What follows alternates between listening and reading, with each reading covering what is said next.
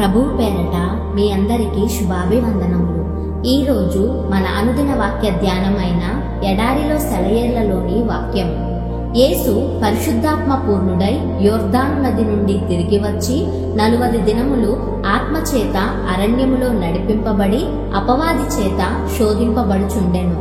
లూకా సువార్త 4వ అధ్యాయం 1-2 వచనములు. యేసు పరిశుద్ధాత్మతో నిండి ఉన్నాడు. అయినప్పటికీ శోధన తప్పలేదు.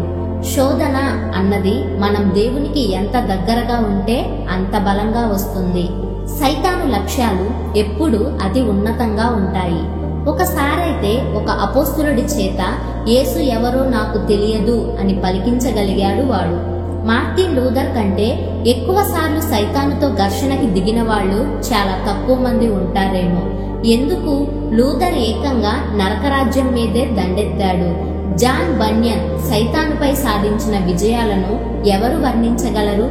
ఎవరిలో అయితే ఎక్కువగా దేవుని ఆత్మ నిండి ఉంటుందో వారికి అపవాదితో ఎక్కువ పోరాటాలు తటస్థిస్తాయి.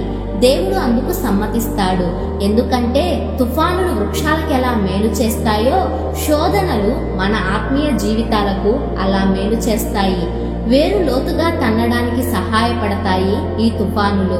పింగాణిని కాల్చడం వల్ల ఆ పాత్ర సౌష్ఠవం శాశ్వతమవుతుంది కదా. నువ్వు క్రీస్తు చేతిని గట్టిగా పట్టుకొని ఉన్నావని, ఆయన నిన్ను పట్టుకొని ఉన్నాడని నీకు తెలియదు. సైతాను తన శక్తినంతా ఉపయోగించి నిన్ను రెండో వైపుకి లాగుతున్నప్పుడు క్రీస్తు నిన్ను తన వైపుకి లాక్కోవడం తెలుస్తుంది. అసాధారణమైన కష్టాలు వస్తే అవి మనం చేసిన అసాధారణమైన పాపాలకు ప్రతిఫలం అని భావించకూడదు. కొన్నిసార్లు అవి అసాధారణమైన కృపకు ప్రతిరూపాలే. తన ఆభరణాలను మెరుగుపెట్టడానికి దేవుని దగ్గర పదునుగల పరికరాలు చాలా ఉన్నాయి.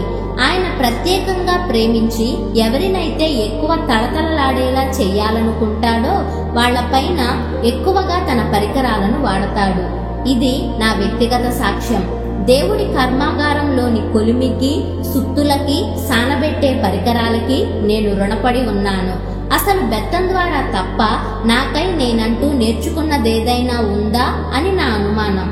నేను శిక్షణ పొందుతున్న గదిలో చీకటి కమ్మిన వేళల్లో నేను స్పష్టంగా చూడగలను.